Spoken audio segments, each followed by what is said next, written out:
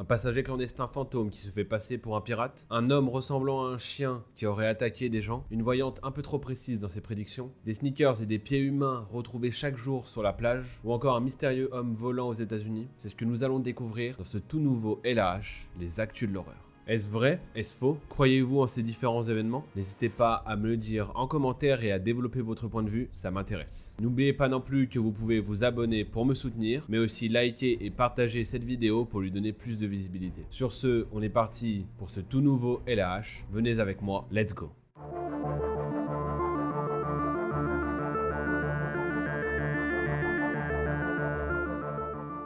La première actu, on peut la retrouver sur Reddit. C'est en fait une caméra de surveillance d'un navire croisant passant près des côtes somaliennes qui aurait pris une vidéo d'un phénomène plutôt étrange. Il faut savoir que ces eaux sont considérées comme très dangereuses et que les attaques de pirates se sont multipliées depuis les années 2000. C'est donc pour ne pas se faire repérer par ces côtes dangereuses que le capitaine du bateau aurait ordonné d'éteindre toutes les lumières pour le rendre plus discret. Ces images donc ont été tournées alors que le bateau était plongé dans le noir complet et que tous les matelots étaient dans les cabines.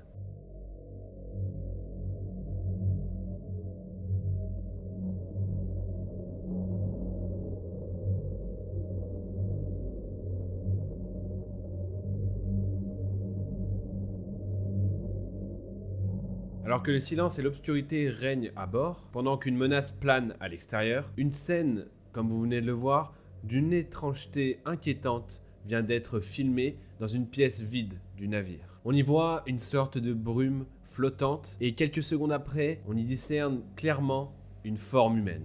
Pendant plusieurs secondes, on la voit rester immobile jusqu'à qu'elle se désintègre totalement. Les récits de fantômes sur des navires sont plutôt très connus de tous les marins, mais il est très rare qu'une caméra de surveillance arrive à prendre en vidéo un de ces phénomènes. Et vous, qu'en pensez-vous? Anomalie de la caméra ou réelle apparition fantomatique? En tout cas, tout ce qu'il faut savoir, c'est que l'équipage a été terrorisé à la vue de ces images. Peut-être est-ce le spectre d'un pirate qui aurait tenté un abordage même après la mort? Nous n'en savons rien. Tout ce que nous avons, c'est ces images.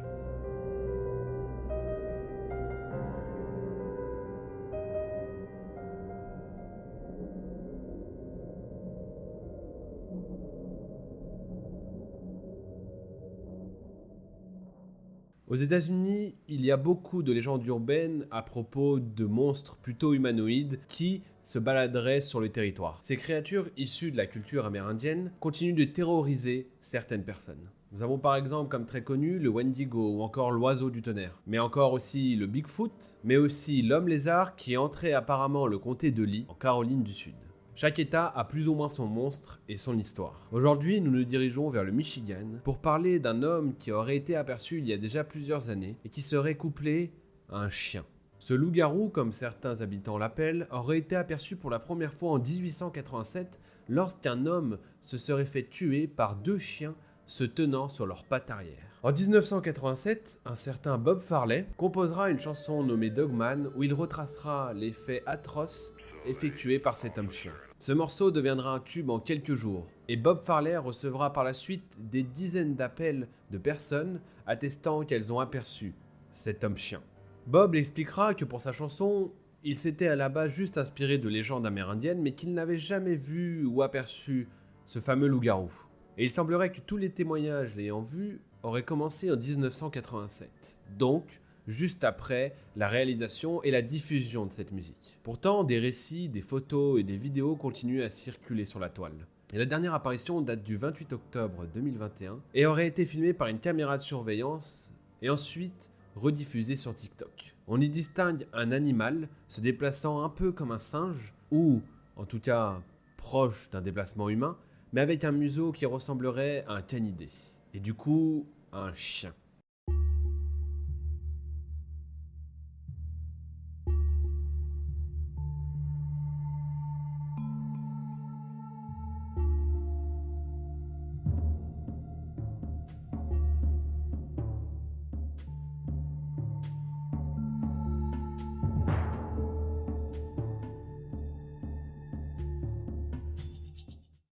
Et vous, est-ce que vous croyez à ces légendes de loup-garou, à ces légendes d'homme-chien? Croyez-vous qu'une mutation a pu arriver et que cette bête puisse vivre dans le Michigan, dans les forêts, se cacher, se nourrir peut-être comme un animal tout à fait normal?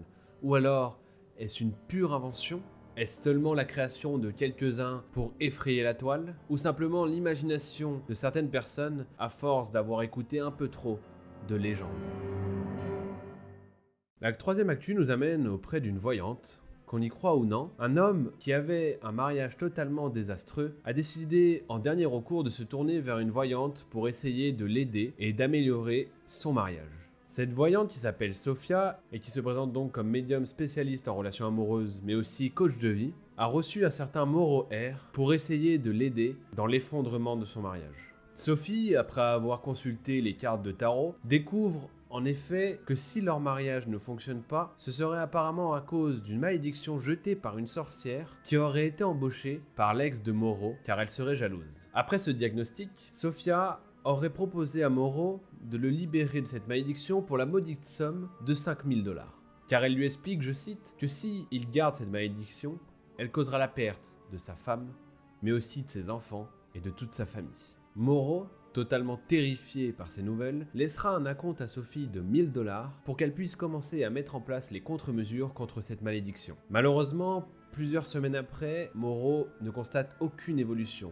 Il semblerait même que cela soit de pire en pire et que son mariage n'arrive pas à remonter la pente. Et qu'en plus de ça, maintenant, il souffrirait d'anxiété, d'angoisse et d'insomnie. Considérant finalement que cette femme ne pourrait rien pour lui ou que la malédiction était trop forte, il a décidé de traîner Sophie en justice en lui demandant 25 000 $ de dommages et intérêts. Et vous, qu'en pensez-vous ? Sophie a-t-elle réellement essayé de libérer la malédiction ou tout simplement a-t-elle tenté d'escroquer Moro ? Que pensez-vous de la voyance ? Vous y croyez ?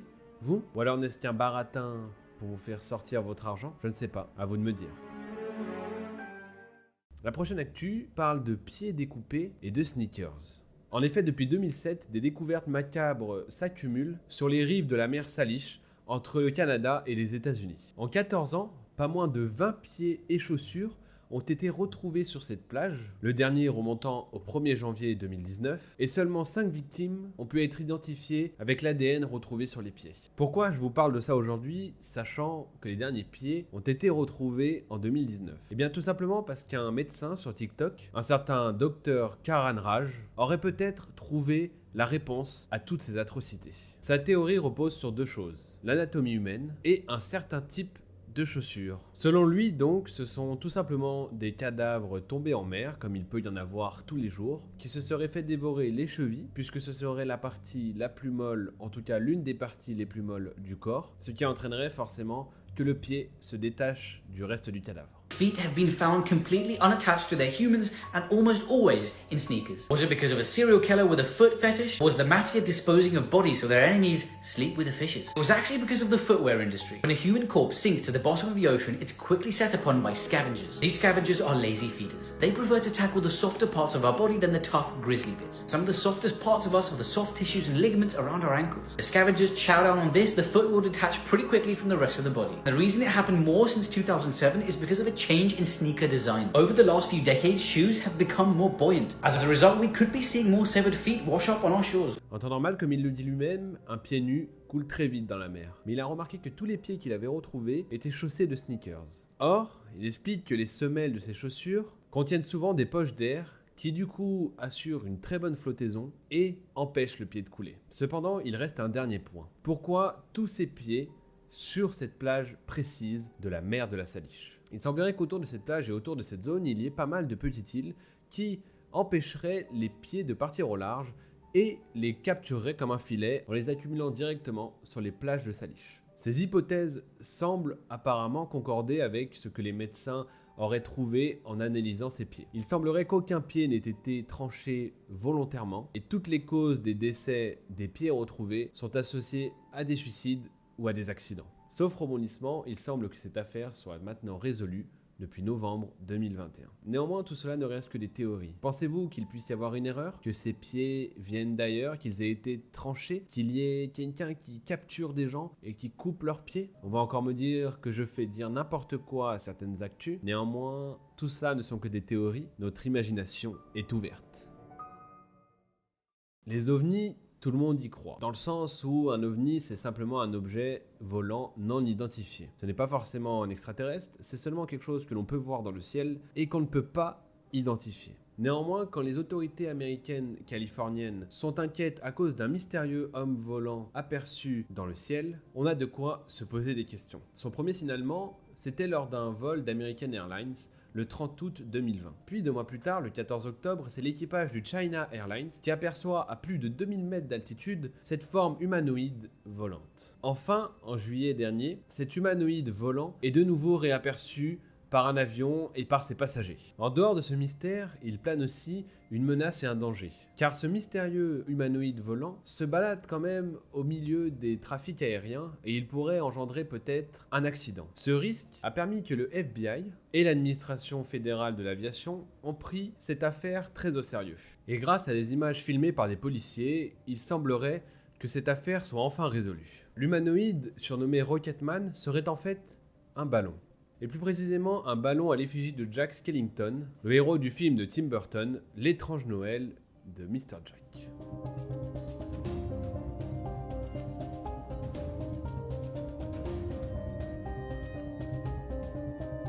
L'explication, appuyée par les images diffusées par la ABC, reste très étrange et ne convainc pas tout le monde. Sur d'autres images, filmé en décembre 2020, le fameux ballon qui semblerait être à l'effigie de Jack Skellington paraît totalement différent des images qui ont été diffusées par la ABC.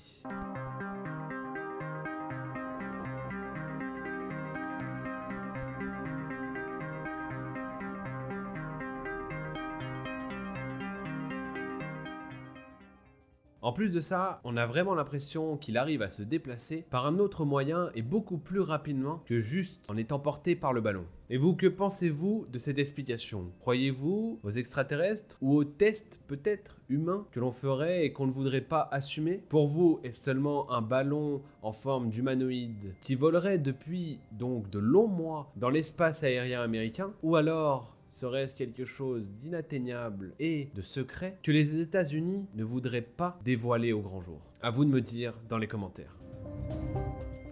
Et voilà, on arrive maintenant à la fin de cette vidéo. Que vous y croyez ou non, j'espère que les actus vous ont plu. N'hésitez pas encore une fois à me dire si ça vous a plu et surtout que vous pensez de tous ces événements. Tout ce que je peux dire, c'est qu'on ne sait pas vraiment tout ce qui existe sur Terre et peut-être qu'il y a des choses qu'on n'a pas encore découvertes. Alors pourquoi pas? Je ne dis pas que je crois au paranormal ni aux extraterrestres. Je dis seulement que pour l'instant, nous savons des choses, mais jusqu'à preuve du contraire. C'est la démarche scientifique. J'espère vraiment que cette vidéo vous a plu. On n'oublie pas le petit partage, le petit abonnement qui fait vraiment plaisir et qui me remercie pour mon travail. Et évidemment, le like si la vidéo vous a plu. Je vous souhaite une très bonne réflexion après toutes ces actus plutôt étranges. Et je vous dis à la semaine prochaine pour une nouvelle vidéo. Bisous la famille, tchuss!